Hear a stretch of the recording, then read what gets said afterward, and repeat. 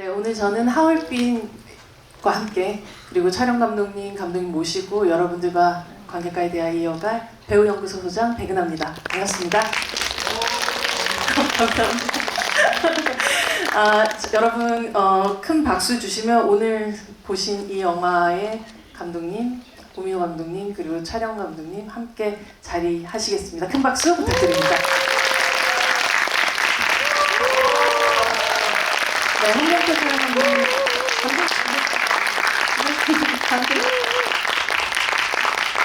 저희 인사하고 자리에 앉을게요. 차렷 인사 반갑습니다.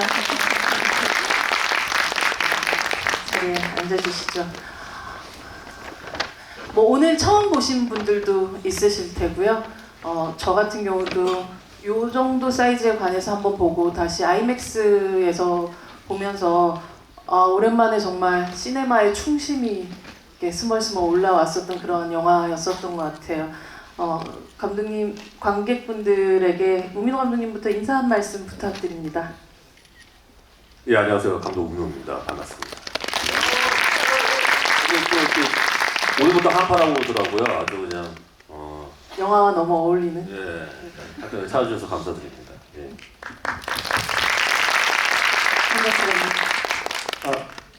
안녕하세요. 홍경표 촬영 감독입니다. 네, 반갑습니다.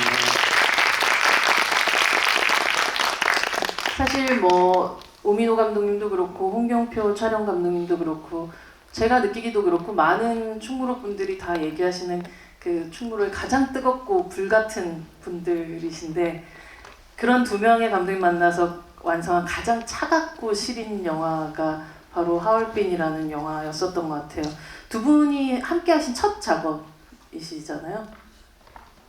사실 서로에게 처음엔 좀 어떤 기대들을 안고 함께 작업을 시작을 했고 작업을 완성해 나가시면서 서로에게 발견한 가장 의외의 부분과 가장 감탄했었던 부분이 있다면 어떤 부분들이셨을까요? 뭐 저야 뭐 홍명 촬영 감독 우리 한국 영화계 뭐 전설적인 촬영 감독님이십니다. 여러분들 아시다시피 뭐 기생충, 뭐 설국열차, 말로 표현할 수 없는 정말 많은 작품들 하셨는데. 저는 원래 제 입봉작이 파괴된 사나이가 있었는데 그 작품부터 사실은 대본을 드렸어요. 같이 하고 싶어가지고. 근데 그때 뭔가 여러 가지 좀 안 맞아 스케줄도 그렇고 인지사 이제 6개째인데 이 작품이 네. 하게 됐는데 뭐 하면서 정말로 또 카리스마가 대단하시잖아요. 처음에는 살짝 쫄았습니다. 또 있었는데 근데 되게 오픈 마인드시더라고요. 그런 다르게 그 감독이 또 어떻게 찍고자 하는지에 대해서 되게 귀 기울이시고 그 방법들을 되게 찾아내시려고 하시고 소통이 정말 잘 됐어요. 감독님이랑. 그러면서 그 현장에서 어떤 그런 감독님이 또 캐치하는 되게 그 동물적인 감각이 있으시거든요. 그건 정평이 나 있습니다.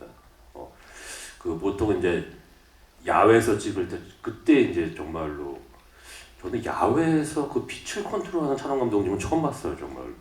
그 정도로 정말로 놀라운 지점들이 한두 가지가 아니었죠.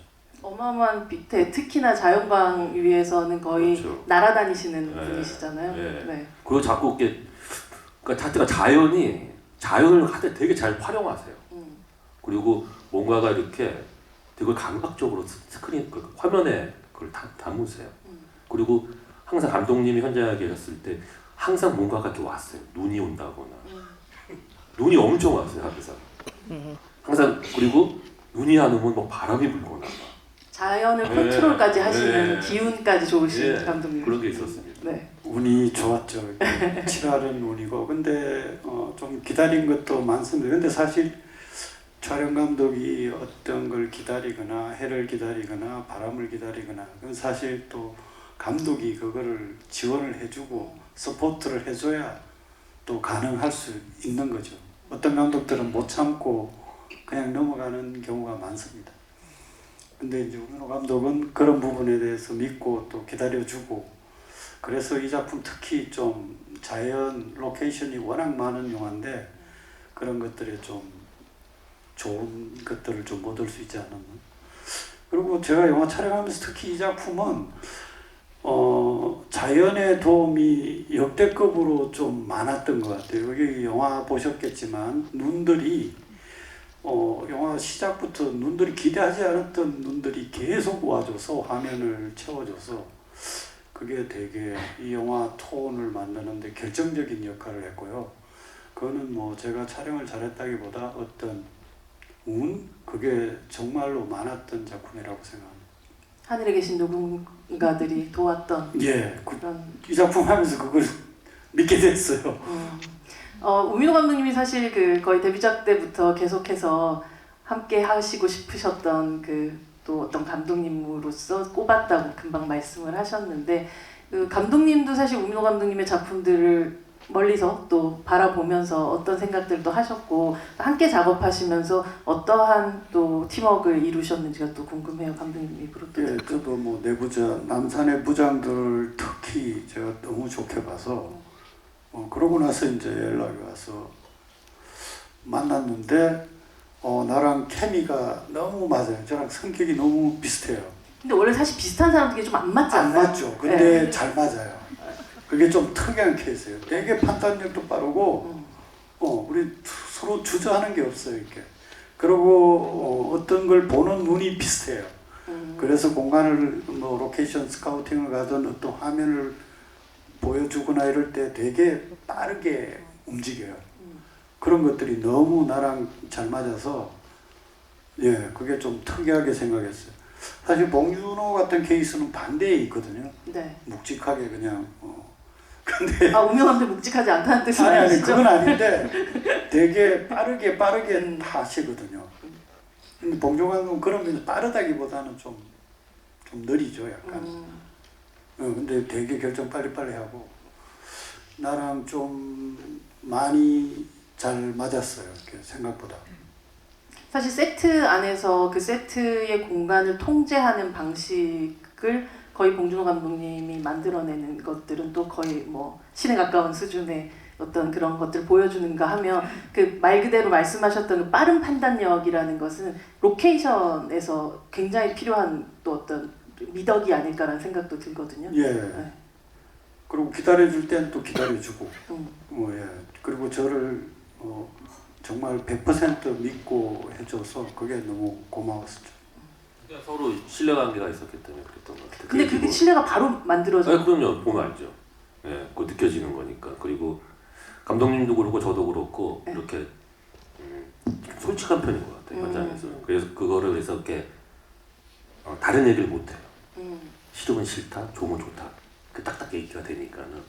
근데 좋다는 지점들이 이제 공통 지점이 많았던 거죠.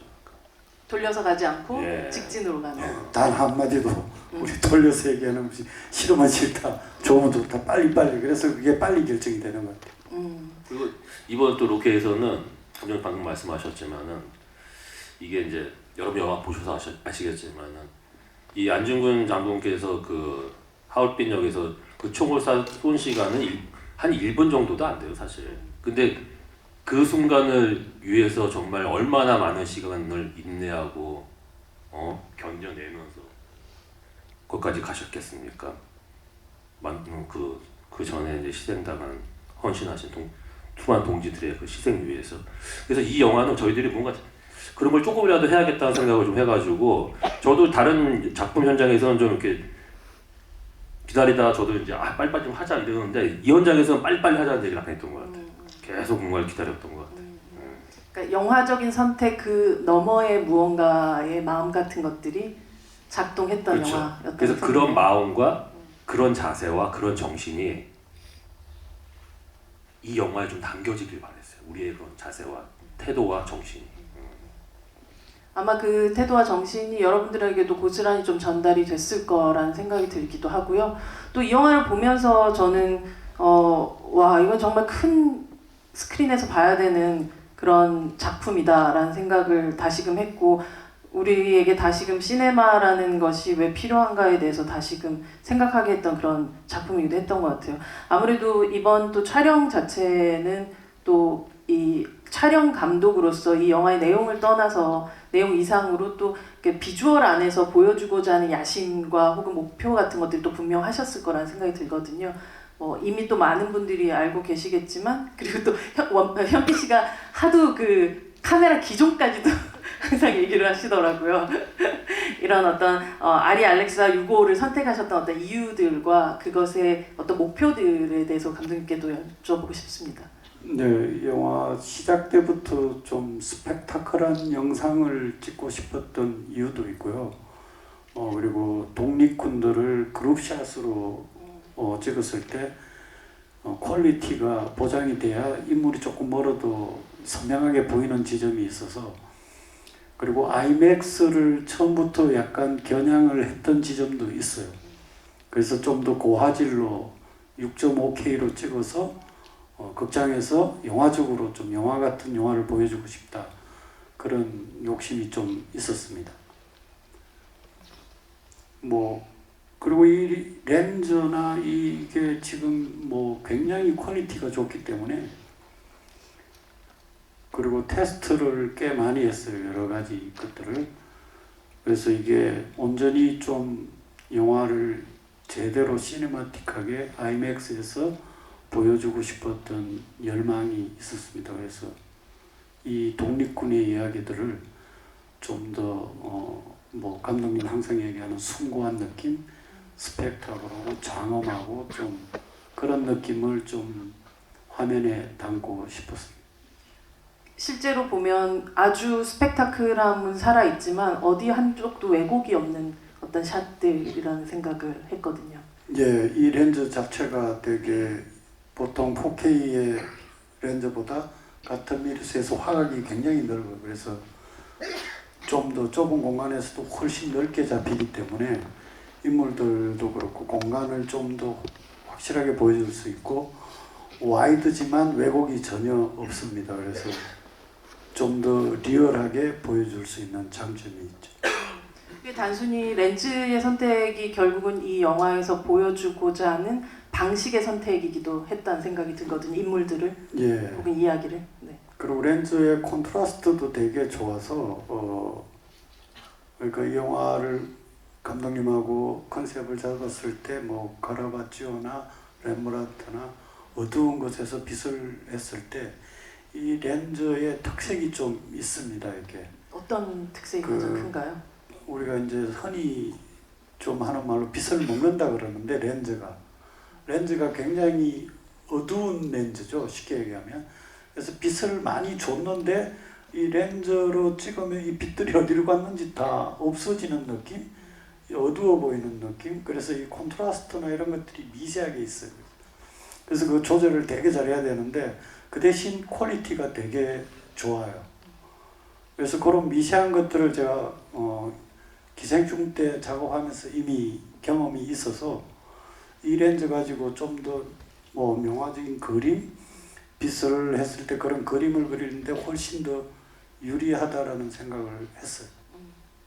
우민호 감독님, 이 안중근 장군이 이토부 히로부미를 척결했던 날이 1909년 10월 26일이고 전작이었던 남산의 부장들에서 박 대통령이 총살당한 날이 79년 10월 26일, 정확하게 70년 전 같은 날이었어요. 되게 음지에서 일하면서 양지를 지향한다는 이 남산의 부장들에서 정말 음지에서 투쟁하면서 양지로 또 발걸음을 옮기는 또 그런 새로운 사람들, 독립투사들이 나오는 이런 이야기를 했다는 게 바로 이어져서 다음 작품이 이렇게 이어진다는 게 좀 우연이라고 하기엔 너무 운명적이고 필연적인 것 같다는 생각이 드는, 어떤 생각하고 또 만드셨는지 궁금합니다. 남산의 부장들은 이제 곧에서 나오긴 하는데 네. 그 10월 26일 날. 근데 제가 이 안중근 영화를 할 줄은 그때는 전혀 생각을 안 했죠. 상상도 못했고 그냥 정말 운명처럼 다가온 것 같아요. 맨 처음에 이 작품이 그 시나리오가 대본이 이제 제작사에서 갖고 있던 거를 저한테 한번 제안을 한번 한 적은 있었는데 저는 이제 못하니까, 왜냐면 여러분도 아시겠지만 제 전작들이 대부분 다 이상하거나 좀 네? 좀 나쁜 사람들 얘기잖아요, 좀 많이. 그래서 이렇게 어떤 선의를 가지고 정말 나라를 위해서 희생하시고 하시는 분들을 제가 다루기가 좀 부담스러웠어요. 어떻게 할지도 잘 몰랐고. 그러다가 우연치 않게 그 서점에서 이제 안중근 의사 평전을 읽어보게 됐는데, 그게 저한테 오는 어떤 무게감과 그 어떤 느낌이 있어가지고 그때 다시 이제 제작사에 혹시 감독 구했느냐고 물어봤죠. 못 구했더라고요. 근데 감독 구하기 아마 어려웠을 거예요. 어떤 감독이 그걸 덤비겠습니까? 뭐 잘해야 본전일 텐데. 그래서 대본을 읽어볼 수 있겠냐 해서 대본을 봤는데 처음 그 대했던 대본은 완전히 그냥 오락 영화였어요. 액션 활극. 그래서 나는 그렇게 이렇게는 못하고 근데 내가 원하는 어떤 색깔로 되게 묵직하게 찍고 싶은데 거기에 동의하면 하겠다고 해서 그렇게 시작한 겁니다. 그리고 대본을 고치기 시작하는데 잘 손에 안 잡히더라고요. 정말로. 몇 번 계속 포기를 하려고 했는데 그때 우연치 않게 또 제 아내가 그 박경리 작가의 그 토지를 한번 읽어보라고 해서 제가 그 책을 읽고 뭔가 좀 가닥을 잡았어요. 홍 감독님 경우는 이 시나리오를 처음 받았었을 때 이게 우리가 흔히 모두 알고 있는 안중근이라는 사람을 이렇게 다루었기 때문에 난 이 작품에 함께 참여하겠다라는 마음 같은 것들이 들었던 다른 지점들 같은 게 있으셨어요? 저도 뭐 이 영화를 하게 될 줄은 몰랐고요. 처음에는 저도 좀 망설이긴 했어요. 이렇게 쉽게 얘기해서 국뽕 영화라 그러면서 굳이 내가 이걸 할 수 있을까? 해야 되나? 근데 이제 우민호 감독 만나고 시나리오를 읽고 그렇지, 내가 우리나라의 독립군 영화를 제대로 한번 찍어보자. 이렇게 뭐 상업적이니 예술적이니 오락적이니 이런 걸 떠나서 제대로 한번 이분들의 어떤 것들을 찍어보자 하는 욕심이 생겼습니다. 그리고 시나리오도 여러 가지 이제 제가 좋아하는 겨울 장면들, 눈, 뭐 이런 오지에 가서 찍는 이런 느낌들이 있어서 그걸 꼭 해보고 싶었던 만주 벌판에 말 달리는 장면 이런 것들 좀 찍어보고 싶은 욕망이 있었고, 그리고 제대로 좀 찍어보고 싶다는 생각을 했어요. 이렇게 우민호 감독이랑도 얘기했지만 이 영화를 우리가 촬영하고 나면 해마다 8.15 광복절, 3.1절 되면 맨날 틀어질 건데 정말 부끄럽지 않은 작품을 만들고 싶다라는 그런 욕망을 가지고 이 영화를 촬영을 했어요. 단 한 카트도 부끄럽지 않은 영화를 찍고 싶었어요. 그게 정말 이 영화 안에 들어 있습니다. 정말. 여러분 박수 한번 부탁드립니다. 우민호 감독님, 이창섭이 안중근 장군에 대해서 설명하는 그 표현이 저는 조금 다르게 느껴졌던 것 같아요. 고결하다라는 표현을 쓰거든요. 우리가 어린 시절부터 봐왔던 이 장군에 대한 어떤 묘사에서 고결하다 뭐 이런 느낌보다는 항상 뭐 위대하다라든지 아주 뭐 용맹스러운 분이다, 용감한 분이다 뭐 이런 느낌은 많이 받았죠. 이 고결하다라는 단어를 이 마지막 말에 쓰게 됐었던 이유는 무엇이었나요? 제가 안중근 평전을 읽으면서 느꼈던 겁니다. 그러니까 이분 제가 아는 그런 어떤 지점들이 되게 용감하시고 유인이고 영웅인데 이분 되게 고결하시더라고요. 특히 동양평화 감옥에서 그 동양평화론에 대한 그걸 이제 쓰시다가 이제 사형을 당하셨는데 그 이전부터 그 생각을 하고 계셨어요. 동양평화론. 그러니까 사실 그 이토 히로부미를 죽였지만은 이분은 보니까는 사람들을 살리는 사람이었다고 저는 느껴졌어요. 죽이는 사람이 아니라. 그래서 사실은 그 일본군 포로도 놓아준 거고, 그리고 아시겠지만은 누구지? 김상현도 네. 다시 한번 기회를 주는 거고. 그래서 기침이 나가지고. 그래서 그런 지점에서 저는 그 안중근 장군을 되게 고결하게 봤던 것 같아요.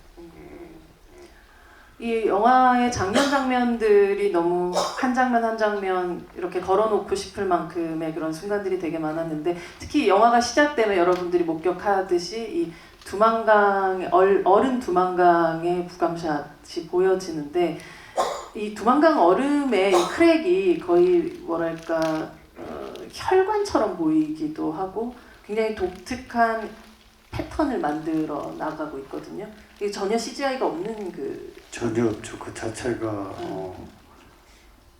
우리 이 영화의 주제하고도 맞물려 있어서 예, 그 장소를 찾기 위해 정말 엄청나게 멀리 갔습니다. 그 자체가 그림이라고 생각했기 때문에 그 장소 가서 그 한 컷을 찍기 위해서 정말 여기서 몽고 비행기 타고 가서 이틀 동안 차를 타고 들어가서 영하 40도에 호수 위를 다시 2시간 들어가고 딱 한 컷, 그 몇 컷을 찍기 위해서 그까지 가서 근데 그 정도 그때 그 촬영 그 첫 장면을 찍고 나서의 어떤 희열 같은 게 있었습니다. 그때 되게 추운 사실 저는 지금 요즘이 더 추운 것 같아요. 그때 거기서는 추위를 전혀 못 느꼈는데 이 하얼빈에 영화 지금 겨울 내내 추위를 별로 못 느꼈는데 요즘은 정말 너무 춥네요. 서울에 있으니까. 그 몽골 흡수골 예. 호수였죠. 그 장면 찍고 나서 첫 장면 찍고 나서 우민호 감독이랑 되게 좋아했던 기억이 납니다. 영화의 인트로이기 때문에 그게 정말 시간이 조금만 흘러도 바람이 불어도 거기가 다시 눈이 덮여서 그런 게 안 보이거든요. 눈 덮어지면.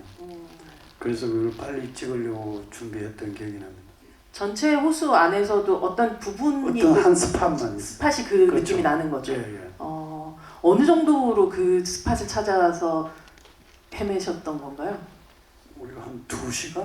뭐한 새벽에. 정도 한 시간 반 2시간 정도 저기 그 차량으로 이동을 하는 거죠. 한 70대 차량 이동합니다. 얼음 70대 위로. 차량. 그 얼음판을. 그리고 그 장소가 맨날 바뀌어요. 바람 불면 거기가 다시 눈이 덮여서 그런 장소가 계속 바뀌는 거죠.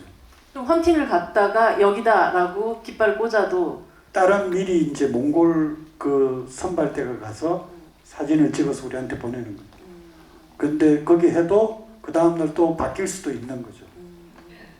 근데 운이 좋았던 거죠. 그래서. 그러니까 이제 그런 과정들이 어떻게 보면은 저는 그 안중근 장군이랑 그 독립군들이 그런 과정보다 더 혹독한 고난을 겪으셨다는 거죠. 하얼빈까지 가기가 말을 타고 가든 기차를 타고 가든 걸어가든 계속 그 지금 이제 나라는 다 빼앗긴 상태에서 한 평도 없고 그 광활한 이국의 땅에서 그 황폐한 땅에서 막 계속 갔단 말이죠.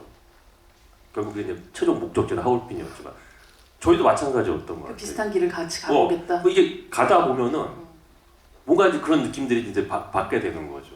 뭔가 숙연해지고 뭔가 육체는 되게 피로하지만 뭔가 정신은 되게 깨끗해지는 느낌. 몽고 그런 게 있죠. 이렇게 그 추위도 사실 화면 보는 것보다 훨씬 추워요. 좀 바람이 매섭고. 근데 그 추위를 뭐 느끼 이런 것보다는 다른 것들을 느끼는 게 되게 많았어요. 몽고. 그래서 전혀 추운 느낌도 들지 않을 정도로. 예.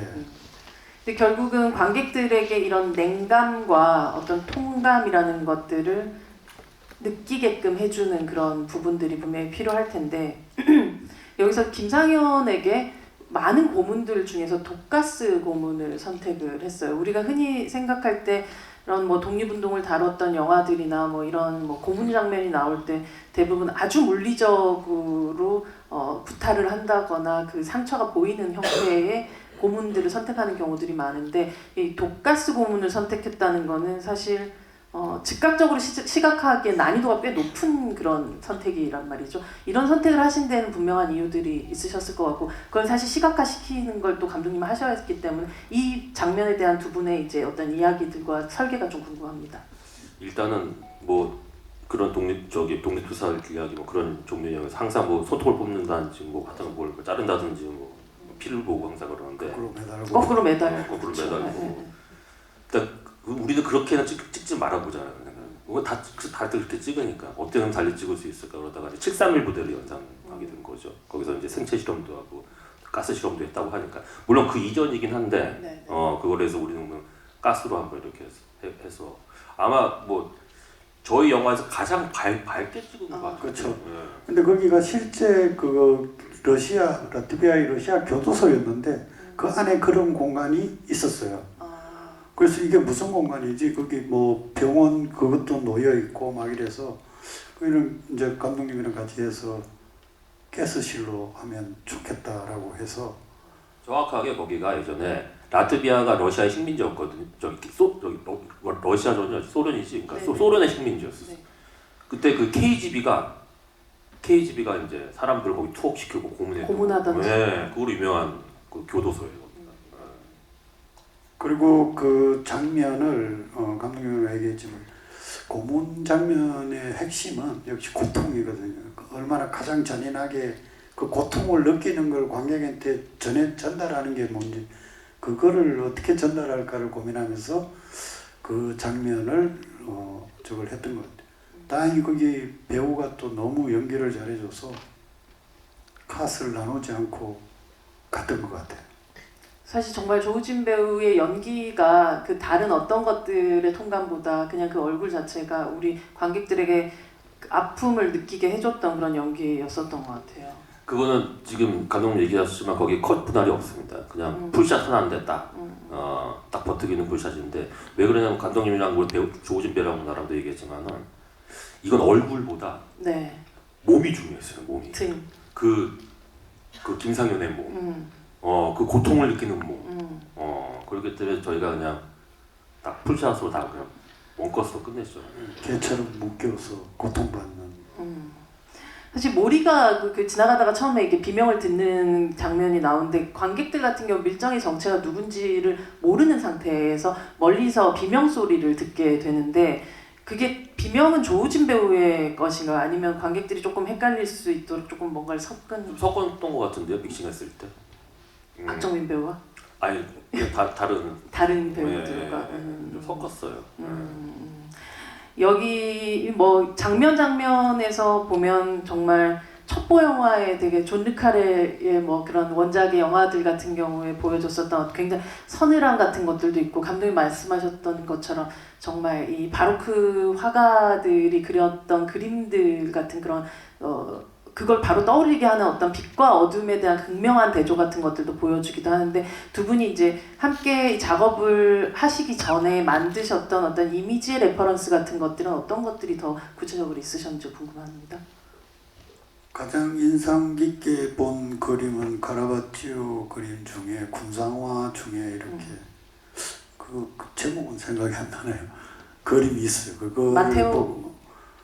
마테오는 하여튼 그런 류의 네. 그림들이 있어요. 그래서 카라바치오 전집을 사서 저도 계속 그거를 좀 봤었어요. 그래서 그런 빛의 방향성, 그 다음에 어둠의 어떤 농도, 그런 것들 보면서 이제 그런 걸 좀 재현해 보려고 좀 노력을 했었죠.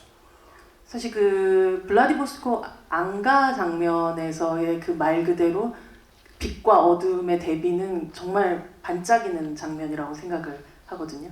예, 거기는 특히 이제 되게 중요했죠. 어둠에 숨어 들어가고 다시 하면서 빛을 나오고, 예, 그 장면은 뭐 안중근이 그러니까 현빈 씨가 들어가고 그 어둠 안으로 들어갔다가 들어가고 눈이 다시 반짝이기도 하고 예. 최정의 눈물이 예. 떨어지기도 하는 그런 것들. 근데 대부분 하얼빈에서는 우리는 이제 그 독립군들 안중근을 비롯해가지고 좀 어둠 속에 많이 이렇게 넣었던 것 같아요. 그 장면도 특히 사실은 원래는 그게 이제 현빈 씨의 아이디어였거든요. 그 구석진 어둠 속으로 들어가. 자기 감정이 그렇다는 거죠. 왜 그러냐면 그렇게 철저하게 실패하고 난 다음에 동지들은 또 죽고, 그러니까 자기가 뭔가 그 두려움과 그 고뇌를 속에서 그 어둠 속으로 들어갈 수밖에 없었다고 그러더라고요.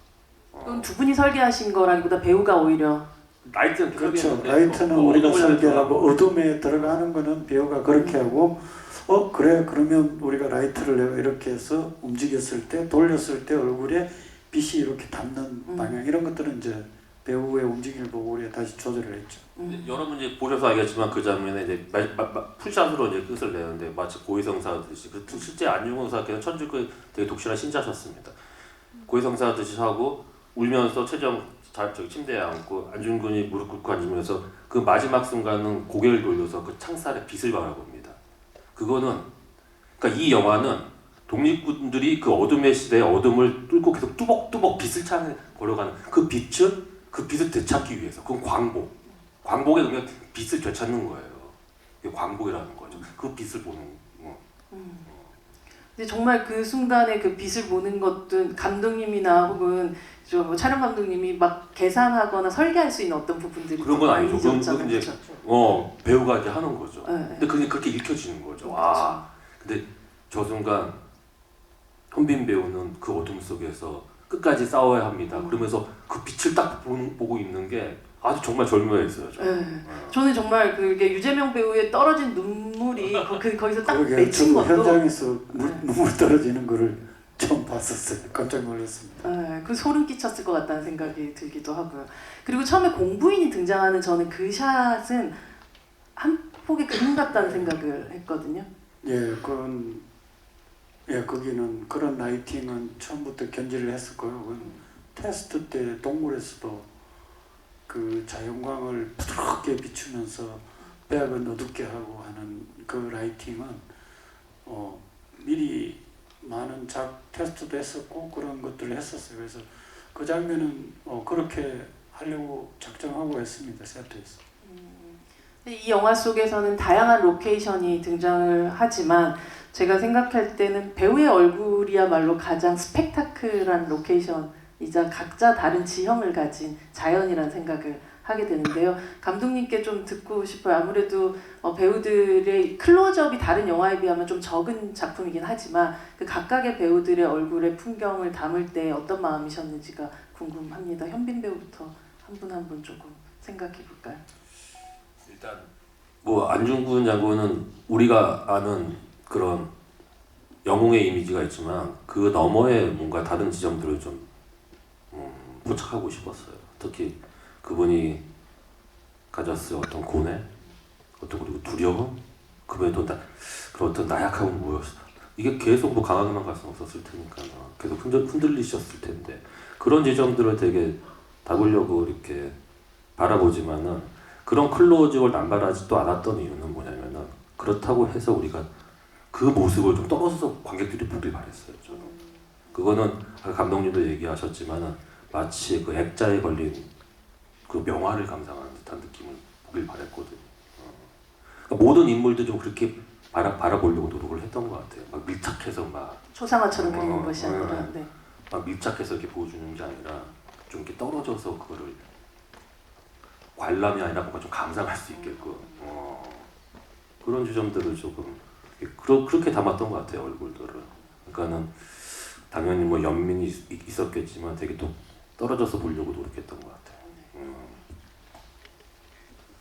같아요. 아무래도 감독님이 다만악 같은 경우에 박정 배우하고 이미 한번 만났지만 그때 보여줬었던 이 배우의 얼굴과 이 우덕순의 얼굴은 또 굉장히 다른 얼굴이잖아요. 예, 박정민 배우는 좀 정말 독특한 배우인 것 같아요. 그래서 처음에 우덕순 했을 때 약간 맞나 이랬는데 막상 분장하고 다 옷을 입고 나왔는데 어느 순간 대사를 탁 쳤는데 우덕순이 돼 있더라고요. 그래서 너무 신기했어요. 정말 변화를 너무 자연스럽게 하는 배우인 것 같아요.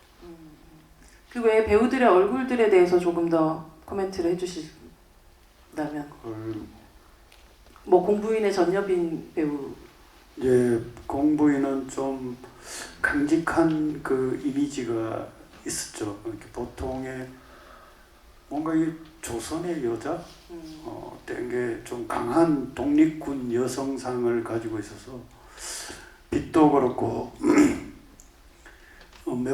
강렬한 그 라이트가 들어가면서 동굴에서도 그렇고 좀 더 이렇게 부드럽지만 강한 빛을 받는 그 얼굴을 조명을 했어요. 공부인한테는.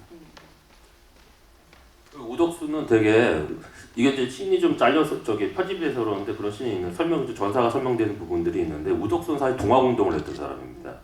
그래서 양반들을 때려 죽이고 그랬던 사람이고 그래서 되게 뭔가 상공 같은 되게 거칠고 우직한 스타일의 어떤 산사나이 동아공동을 하는 사람 그런 어떤 이미지로 만들려고 노력을 했고 김사영 같은 경우에는 당시에 그 되게 양반 출신이에요. 그래서 뭔가 좀 생각은 되게 많고 어딘가 모르게 유약한 지식인 같은 느낌을 제가 우진 씨한테 욕을 했어요. 그래서 둘이 이렇게 상반된 느낌에서 근데 이제 뭐 나라를 빼앗겼는데 뭐 양놈이고 양반이고 상놈이고 어디 있습니까? 손잡고 뭐 싸워야죠 같이. 그런 장면이 있어요 사실은 초반에. 근데 그거를 이제 편집이 됐는데 500만 이후에 푸시는 건가요? 뭐 500만이 아니더라도 뭐 계속 네. 뭐 풀면 되죠. 여러분들 질문도 조금 이어서 받으면서 저희 또 사이사이 질문해 보겠습니다. 질문하실 분 손 들어 주십시오. 네, 여기 가운데에 네 지금 이렇게 회색 옷 입으신 분, 네, 그쪽으로 가겠습니다.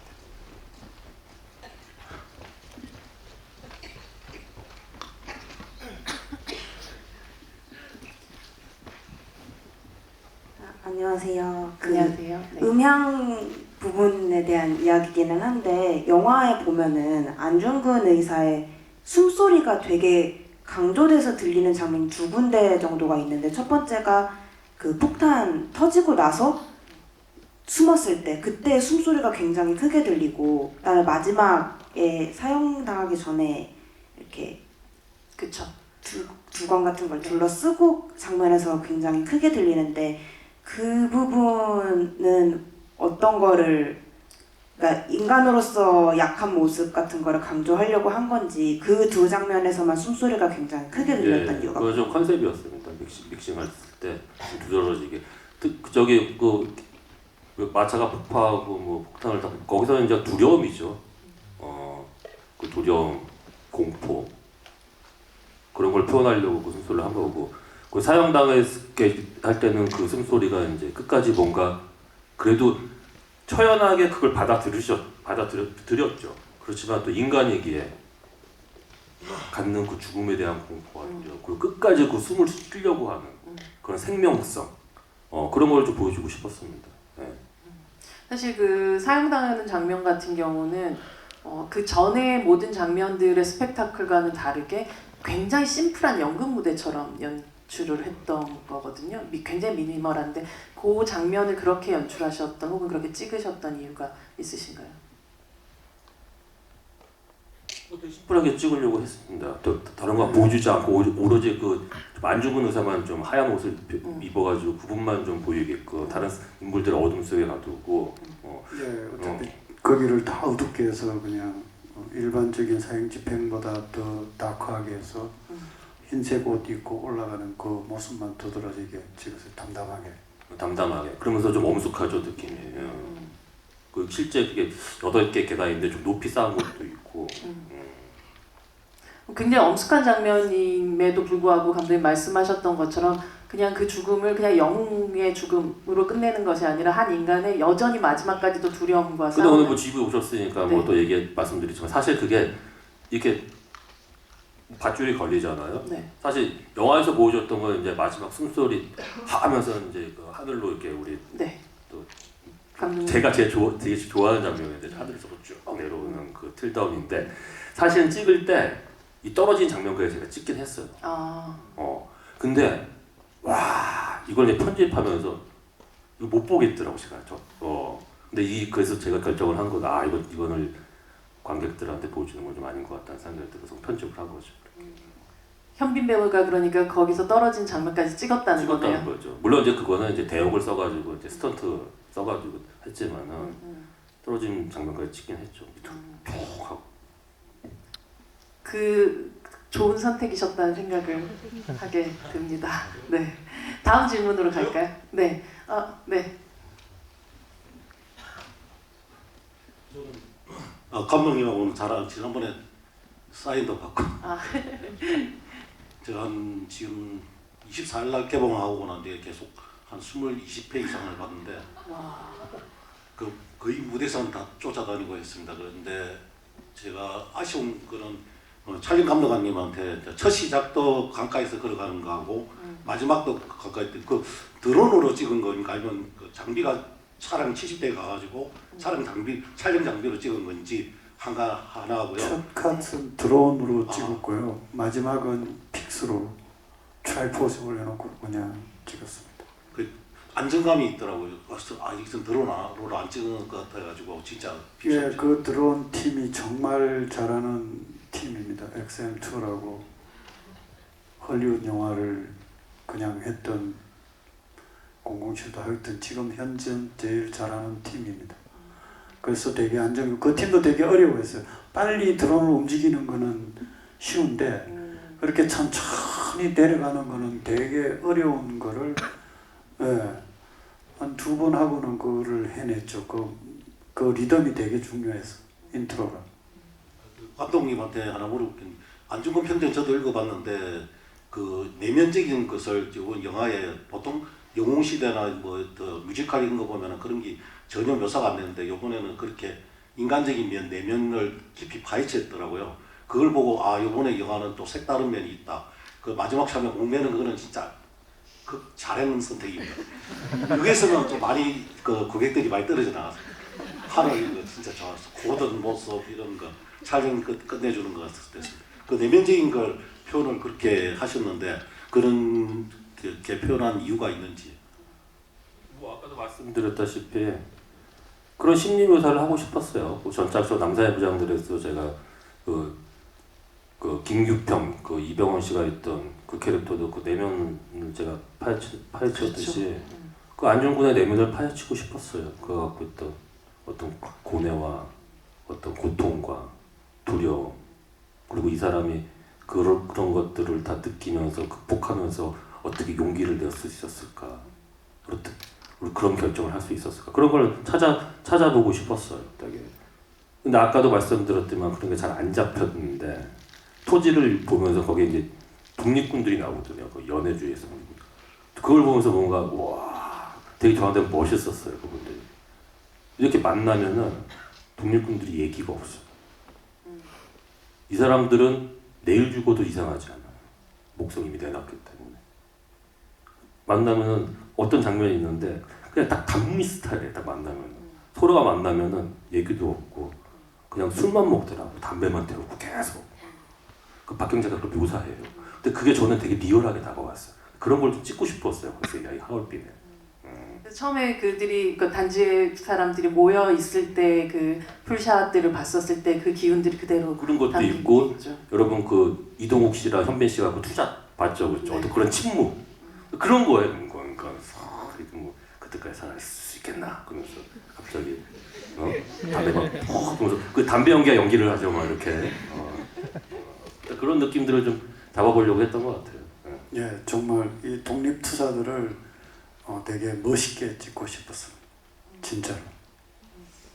성공했습니다. 감사합니다. 저 뒤쪽으로 한번 갈게요. 네, 저 가운데 분, 네, 이렇게 뒤돌아보셨던, 네, 여기로 가겠습니다. 질문하신 분에게는 그 8.15 연필 세트가 굉장히 저기 아마 들고 계시는데요. 되게 자개 무늬로 커버가 되어 있는 아주 아름다운 선물을 드리겠습니다. 네. 그 마지막에 이토 히로부미 이제 암살 컷에서 그게 제일 하이라이트인데 왜 하늘에서 찍으셨는지 컷을 나누지 않고 뭐 좀 더 강조를 한다든지 그런 거 없었지? 그리고 좀 대담한 결정이었다고 생각했는데 그럼 그 결정을 할 때 아 이렇게 해도 되나 싶은 걱정은 없으셨는지 궁금합니다. 그 장면은 사실 이제 촬영 감독님이랑 계속 우리가 찍어나가면서 거기에 거의 마지막 촬영 부분에 있었는데 그 하얼빈 역이 계속 고민을 했어. 과연 콘티상에는 얼굴도 있고 다 있습니다. 보통 그런 장면들을 어떻게 찍냐면 여러분도 다 아시겠지만 총수는 안중근 얼굴, 빅클로즈 빵. 그 다음에 심지어 총까지 막 클로즈업 보여줘요. 어떨 때 그 나가는 총구에 나간 총알까지 보여줄 때도 있습니다. 그리고 이제 그 총알에 맞고 쓰러지는 뭐 이토 히로부미 얼굴. 보통 이렇게 찍죠 다들. 천천히. 극적으로 드라마틱하게 도파민이 확 나올 수 있게 뿜어 나올 수 있게. 근데 그렇게 남들도 많이 찍었으니까 아 이걸 우리 어떻게 다르게 찍어볼까 생각을 하다가 제가 이제 이 영화가 결국 하고자 하는 거는 안중근 장군이 하얼빈 역에서 성공할 수 있었던 거는 그 전에 많은 동지들의 희생과 헌신이 있었기 때문이다. 그 위에서 할 수 있었던 거라고 생각을 했기 때문에 그 순간만큼은 그 장면을 가장 보고 싶었던 사람이 누굴까라는 생각을 했을 때 이거는 먼저 하늘나라로 간 동지들이다. 그 순간을 기다린. 그래서 그거를 이제 동지의 시점으로 이제 하늘에서 축복함으로 지금 결정을 한 겁니다. 사실 그 거사를 치르기 전에 공부인과 함께 만나서 마지막 인사를 나눌 때 공부인이 그렇게 그 대사를 하잖아요. 하늘에 있는 동지들이 지켜줄 그렇죠. 거라고 예. 얘기하는. 그래서 이제 저는 마지막 질문 하신 것 같은데 감독님 어떻게 저기 걱정은 안 하셨어요? 걱정했죠. 근데 그렇게 걱정 많이 안 했어. 왜냐하면 이게 영화의 마지막에 찍힌 거고 그동안 찍었던 방식들이 있기 때문에 그 엔드에 가서 갑자기 총을 쏘고 맞고 쓰러지고 그동안 그렇게 찍지를 않았어요. 우리가 초반 전투 장면도 그렇고 중간에 나오는 마차 폭파하면서 하는 장면들도 일반 액션 영화처럼 쏘면 총 맞으면 폭파하면 사람들이 막 쓰러지고 피토하고 막 이런 것들을 한 명을 찍어서 보여준 기억이 없어요. 네. 못 찍어서 안 찍으시는 그쵸. 분이 아니잖아요. 태극기 휘날리면 찍으신 분이십니다. 예. 근데 이 영화는 철저하게 그런 것들을 배제하고 촬영을 했어요. 그래서 엔드에 왔어도 그거를 찍는 게 우메노 감독이 결정을 했지만 저도 되게 그거에 공감을 하고 그 대신에 이제 이 부감을 어떻게 잘 찍을 것인가 그림을 거의 카메라 올려놓고 세팅해놓고 움직임들까지 다 해서 그림을 만드는 거에 집중을 했었죠. 근데 하고 났더니 정말 저희들은 괜찮다고 생각했어요. 까레오라라는 소리가 더 들리는 걸 느꼈기 때문에 전혀 후회는 없습니다. 그러게요. 그 하얼빈 역 전체에 까레아우라라는 그 말 소리만 오히려 더 잘 들리게 만들어주는 그런 샷이었다는 생각을 하게 됐던 것 같아요. 사실 이토 히로부미에 저격하니까 이토 히로부미를 연기했던 그 릴리 프랭키라는 배우의 연기에서 제가 조금 와 저런 연기를 한다고? 라고 놀랬었던 그 장면이 뭐냐면 이 바둑판을 이렇게 손으로 이렇게 탁 치는 그 장면이었어요. 이 스냅이 주는 굉장한 모멸감 같은 걸 느끼게끔 하더라고요. 막 위압을 떠는 것도 아니고 아주 강렬하게 치는 것도 아니고 그렇게 정말 하찮게 쳐내는 그 손목은 그 배우가 만들어낸 장면인가요? 아니면 감독님과 어떤 부분 근데 그게 네. 대본에 있죠. 대본에 그대로 있던 거를 배우가 한 거죠. 그렇게 그 제스처를 그 느낌대로 자기가 해석한 이토 히로부미의 그 캐릭터성을 가지고서 그 느낌대로 지금 방금 말씀하셨지만 되게 센 것도 아니고 그것도 있잖아요. 그 느낌이. 네네. 그리고 보셨겠지만 아마 우리나라에서 만든 그 일제강점기 시대 영화 중에서 이토 히로부미가 가장 그래도 품격 있게 다루지 않았나 네. 생각이 드는데 저는 네. 그거는 왜 그러냐면은 그 해석은 우리나라랑 일본은 다릅니다. 되게 다를 수밖에 없겠죠. 당연히 그 이토 히로부미도 일본에서는 또 영웅이에요. 유인이고 일본의 근대화를 이끌었던 사람이고 그렇기 때문에 우리한테는 물론 적이고 처단해야 할 사람이긴 하지만은 그래서 제가 그 릴리 프랭키 한국 배우가 한 것도 아니고 직접 일본 배우가 제가 하기를 원할 걸 릴리 프랭키가 했기 때문에 저는 그 부분에 대해서는 릴리 프랭키 해석을 따라갔어요. 안중근은 내 해석이 들어갔지만은 이거는 릴리 프랭키가 해석을 해라고 그랬어요. 그냥. 그 배우가 결정하고 해석했던 그 정도의 느낌이었던 네. 건 거죠. 일단 한 가지 주문한 건 되게 카리스마가 있었으면 좋겠다. 이게 이토 히로부미가 되게 비열하거나 이런 건 좀 나는 관심 없고 뭔가 그래도 안중근이 처단한 인물이지만 그 사람도 되게 큰 인물처럼 보였으면 좋겠다. 좋았겠다는 생각이 들어서 되게 카리스마 있는 인물이었으면 좋겠다는 주문을 했죠. 디렉션. 네. 다음 질문으로 가겠습니다. 감독님이 한 분 질문하실 분. 네, 선택하는 영광을. 네. 네, 이렇게. 네, 여기.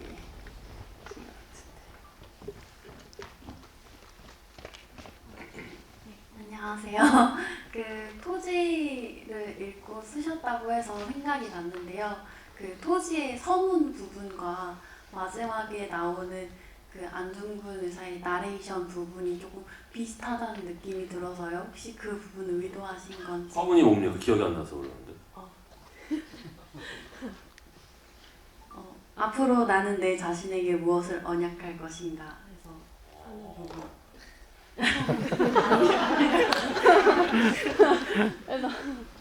일맥상통한 지점이 있네요. 네. 그런 지점을 영향을 받았나 보네요. 어찌됐건 네. 제가 사실은 우리나라 그 여러 이제 존경하는 한강 작가님도 계시지만 제가 가장 존경하는 작가님이 박경주 작가님이시거든요. 많은 영향을 받은 것 같아요. 특히 이 작품에서는. 그 토지의 소설은 뭐냐면 결국 하고자 하는 이야기는 그 우리나라 사람 그 민족이 정말 모진 생명성이라고 저는 느꼈어요.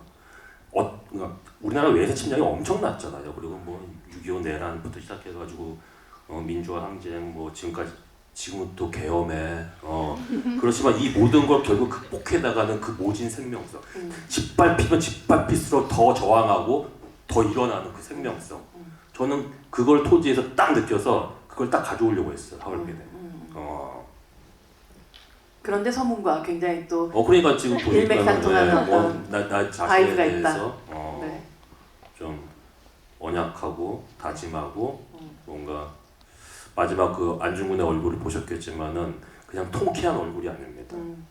앞으로 더 고난이 있을 거라는 걸 예견하셨고 그거를 이제 나는 이제 여기까지 싸웠으니 당신들이 남아있는 사람들이 산자들이 우리 죽은 자를 대신해서 이제 싸워라 그 얘기예요 사실은. 그래서 저는 이 영화를 보면서 이분들에 대한 어떤 고마움도 있지만은 죄송스러운 마음을 더 느꼈으면 좋겠다는 생각을 했어요 관객들이. 그럼 네. 한 가지 더 여쭤보자면 그 첫 장면에 나오는 그 얼어붙은 강가에서 아예 연출이 없는 정말 자연 그대로 찍으신 건지 그 크랙들을 직접 만드시지 않고 정말 자연 그대로 네. 아주 그 직접 그 만들 수가 없고 그건 원래 있는 그대로를 찍기를 원했어요. 사실 그 마지막 장면 같은 경우는 상당한 배우에 대한 믿음이 없으면 그렇게 결정할 수 없는 장면이라고 생각을 하거든요. 관객을 향해서 바라보면서 어쨌든 나레이션이 흐르는 그냥 한 사람의 얼굴만으로 모든 것들을 보여줘야 되는 장면이라서 그 장면 찍을 때 비하인드들이 좀 궁금합니다. 그러니까 테이크가 어느 정도 갔었는지도 궁금하고. 그때는 정말로 네. 계속 기다리지 않았어요? 계속 바람을 좀 기다렸어. 그게 눈보라가 치려고 하는데 오다가 말다가 막 이러는 거예요. 그래서 근데 조금만 더 있으면 뭔가 흐려지면서 그게 올 것 같아서 그 좀 기다렸던 기억이 있습니다. 예, 배우가 좀 힘들었어요. 혼자서. 그리고 또 제 주문은 그때 기온이 뭐 영하 뭐 엄청난 날씨였어. 이거는 뭐 추운 것도 아니에요 사실은. 근데 물론 우리가 정신력이 있었기 때문에 더 추위를 못 느끼고 찍었지만 그때 열정을 막 찍으니까요. 근데 제가 그때 배우한테 되게 현빈 씨한테 주문을 되게 많이 한 거야. 근데 어떤 얼굴로 가야 돼? 그러니까 그냥 비장한 것도 있지만은 뭔가 또 슬프기도 하고 처연하기도 하면서 뭔가 그리고 되게 단호한 느낌이지만은 미래를 걱정하기도 하면서 희망을 주기도 하고 뭔가 제가 되게 복잡한 주문을 했습니다. 그런데 야 그거를 어떻게 오묘하게 또 해내더라고요 그 배우가. 예, 그리고 거리도 되게 중요했어 가지고요. 배우가 카메라에서 어느 정도에 서야 되는지 정말 그거를 정확하게 맞춰줘야 되는. 맞추려고 좀 너무 가까워도 안 되고 또 너무 멀어져도 안 되는 그 지점을 찾느라고 예 되게 고심했던 기억이 있네요. 정말 알아서 딱 깔끔하고 잘하게 한 그런 주문인 거잖아요. 예. 난 잘 모르겠지만 열심히 잘해봐라. 정확히 아셔야 돼요. 보통 감독들이 역시 배우 선생님은 배우 전문가시라고 아시는 것 같은데 보통 감독들이 현장에서 배우한테 주문을 단순하게 주는 게 좋습니다. 저도 단순하게 주는 편인데 감독들이 배우한테 주문을 복잡하게 주면은 그걸 알아서 하라는 얘기예요. 그래서 알아서 몇 테이크 정도가 정확하게 기억 안 나는데 꽤 간 것 같아. 한 10테이크 이상 간 것 같은데. 네, 좀 가긴 가서 바람 때문에도 그렇고 몇 번 거리감도 그렇고 예, 좀 몇 번 간 것 같아요. 거의 순서대로 찍으신 셈이신 거죠? 꼭 순서대로는 아니고. 네네. 뭐 홉스콜 같은 경우는 뭐 처음에 홉스콜 빼고 드론 장면을 먼저 찍었고요. 네네. 그 맑은 때. 그 다음에 이제 그걸 찍고 나서 나머지 장면들을 찍기 시작했었어요. 네, 마지막 질문 한 분만 더 받을게요. 감독님이 우민호 감독님이 한 분만. 네. 네, 두 번째. 네. 안녕하세요. 저도 두 번 관람을 했는데요. 아이맥스에서 보고 오늘 일반 상영관에서 봤는데 저는 이 영화 이제 비주얼 컨셉이 아주 저는 과감하고 참신하다고 생각을 했어요. 근데 이제 말씀 들으면서 뭐 카라바조나 렘브란트의 명화들을 이제 참고를 하셨다고 하니까 또 이해가 되는 부분인데, 제가 또 궁금했던 거는 어쨌든 이제 우리가 촬영 미학에 있어서 원근감이 저는 굉장히 이제 많은 원래 영향을 끼친다고 생각을 하는데, 거의 하얼빈을 보면서 원근감을 느꼈던 장면이 거의 없어요. 그래서 인물이 평면에 있고, 그리고 그 공간의 뭔가 텍스처나 질감이 더 잘 보이고, 오히려 후경보다는 정경이랑 중경에 포커싱이 된 이제 뭔가 장면들이 대부분 줄을 잃었다고 생각을 하는데, 거기서 이제 어떤 감독님 두 분께서 좀 질감이나 텍스처에 관련된 고견을 나누신 게 어떤 게 있나 좀 궁금해가지고 질문 드렸습니다. 텍스처는 이 영화의 생명이라 영화는 처음부터 끝까지 텍스처가 많은 말을 한다고 생각하기 때문에 그걸 찾아서 라트비아, 그다음에 몽고 이런 데를 갔죠. 라트비아에서도 그 텍스처를 찾으려고 정말 고 있는 데만 가서 찍었어요. 그런 낡은 오래된 돌, 그거는 이 영화의 핵심이었죠. 단 한 카트도 그거가 배제된 샷은 없어요. 그런 거친 텍스처를 살리는 게 되게 중요했고, 그게 그 시대의 어떤 분위기와 공기를 만들어준다고 생각을 했어요. 그리고 그게 또 한편으로 그들의 내면의 어떤 지금의 마음을 또 대변한다고도 생각을 했기 때문에 계속해서 되게 리얼한 그런 텍스처들을, 그런 돌들을, 그리고 그런 이끼들을, 그런 곰팡이들을 계속 쫓아다녔던 것 같아요. 또 현장에서는 되게 마법처럼 만들어지는 어떤 자연이 만들어주거나 환경들이 만들어주는 그런 순간들이 한두 번은 마법처럼 찾아오게 마련이잖아요. 아까 설명하실 때도 눈에 대한 이야기도 많이 하셨지만, 혹시 와 이거는 정말 설계할 수도 재단할 수도 만들 수도 없었지만 그거는 찾아왔다. 이제 신화산 전투죠. 네. 그 광주에 50년 만에 내린 폭설이기 때문에 그건 대본에도 없어. 눈은 대본에도 없어. 그거 진짜 눈이고, 딱 촬영을 갔는데 정말 그 폭설이 온 거죠. 깜짝 놀래가지고 정말 감독님이랑 저랑 이거 무조건 찍어야 된다고 해가지고 얘기하시죠, 감독님. 네, 그래서 찍다가 진짜 눈이 녹아서 큰일 났다. 그래서 고사 지내고 고사를 지냈는데 진짜 눈이 너무 많이 와서 눈이 많이 와달라고 고사를 지냈는데 너무 정말 눈이 많이 와서 감독님이 그래서 네네. 진짜 한 3일을 쉬었죠. 눈 때문에. 그 올라가는 길들을 다 채우느라고 포크레인으로. 근데 그 눈 때문에 우리가 한 3주 정도를 촬영을 할 수 있었어요. 그래서 안 녹아서 이제 근데 여기서 여러분 보셨던 눈은 단 한 장면도 한 컷도 가짜 눈이 없어요. 다 진짜 눈이에요. 실제로 계속 눈이 내렸어요. 어딜 가도 라트비아에 가면 라트비아에 눈이 내리고, 몽골에 가면 몽골 그 사막에도 눈이 내리고, 막 계속 눈이 내리더라고요. 그러니까 눈과는 다 뗄수 실제 없는 눈이. 영화.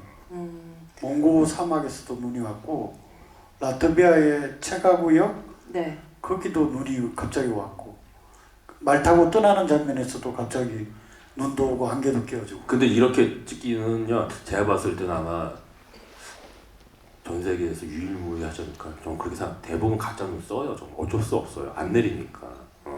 여러분 혹시 아실지 모르겠지만 눈하면 유명한 영화가 있습니다.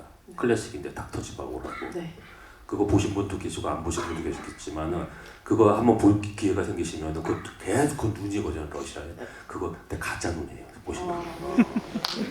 근데 우리 하얼빈 진짜 눈이에요. 근데 그 신화산에서 내 신호를 기다리게 하고 이제 이동국 씨랑 같이 있을 때 갑자기 눈보라 팍 치는 그것도 그냥 분 거예요. 그런 거예요. 네, 자연적으로 분 거 확 갑자기 딱 친 거예요. 우리가 뭐 강풍기에 있어서 한 게 아니에요. 그때 이동욱 배우가 그래서 눈을 기다리면서 찍는 영화는 처음 봤다고. 해를 기다리고 바람을 기다리는 거 봤는데 눈이 또 계속 오진 않아요. 오다가 좀 멈추거든요.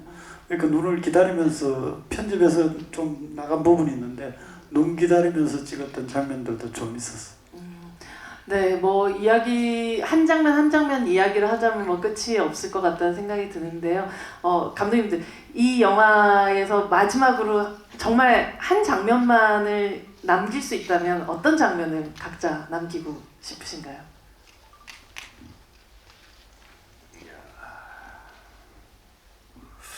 아무래도 그 몽골 혹서리에 찍었던 그런 얼음판 장면이 저는 가장 인상적인 것 같아요. 그 저 영화의 처음과 끝 이 두 장면이 아마 제일 그리고 공을 들였고 이 영화 주제와도 맞닥뜨려 있어서 그게 제일 기억에 남는 것 같아요. 아까 말씀드린 감독님 저랑 그 진짜, 취한 영화 네, 똑같다니까. 이심전심 네 그러시네요. 그리고 그 엔드 장면은 맞아 오민호 감독 이런 얘기했어요. 이게 구천을 떠도는 것 같다라는.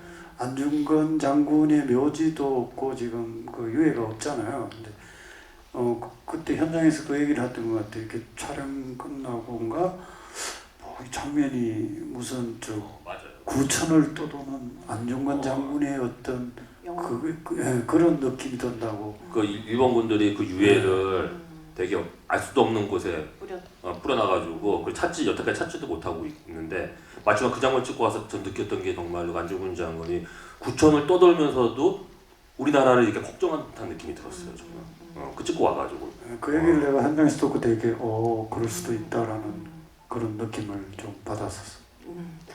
네, 감독님 오늘 함께 해주신 관객분들에게 마지막 인사를 하면서 오늘 이 자리 마감하도록 하겠습니다. 올해가 광복 80주년이라고 합니다, 여러분. 그래서 이번 정부가 좀 이상하긴 하죠, 사실은. 이번 정부에서 그 광복 80주년을 기념으로 해서 이달의 독립운동이라는 책자를 발간했어요. 여러분 잘 찾아보시면 알겠지만은. 근데 그 책자에 안중근 장군의 하얼빈 너거가 빠졌습니다. 뿐만 아니라 이봉창, 윤봉길 그리고 홍범도 장군의 그 빛나는 업적 또한 다 삭제가 됐어요. 그리고 대신 누가 올라갔냐? 김한란, 김성도 대표적인 우리 친일파들의 행적이 올라갔습니다. 그럼 책자를 이달의 독립운동이 아니라 이달의 친일운동으로 하면 되죠. 이건 여러분들 잘 생각해 보시고 하여튼간 영화 이제 보셨으니까 꼭꼭 기억해 주시고 꼭 기억해야 될 것 같습니다, 우리가. 그리고 하여튼간 새해 신차게 출발하십시오. 예, 고맙습니다. 네, 큰 박수 부탁드립니다. 감사합니다. 네. 이 추운 날씨도 불구하고 하얼빈 영화를 사랑해 주셔서 너무 감사합니다. 저도 정말 이 영화를 시네마라고 하는 영화관에서 볼 수 있는 영화로 정말 전심을 다해서 촬영한 영화입니다. 사랑해 주셔서 감사합니다. 감사합니다. 여러분 날씨가 많이 춥다고 하니까 내일도 감기 조심하시고요. 오늘 이 함께했던 자리에 대해서 많이 SNS에서도 올려주시고 또 많은 분들에게 널리 눈발처럼 날려주시기 바랍니다. 그리고 혹시 들어오실 때 사인 포스터 못 받으신 분은 꼭 나가실 때 받아서 가시면 감사하겠습니다. 감사합니다. 오늘 자리해 주셔서 안전하게 돌아가십시오. 감사합니다.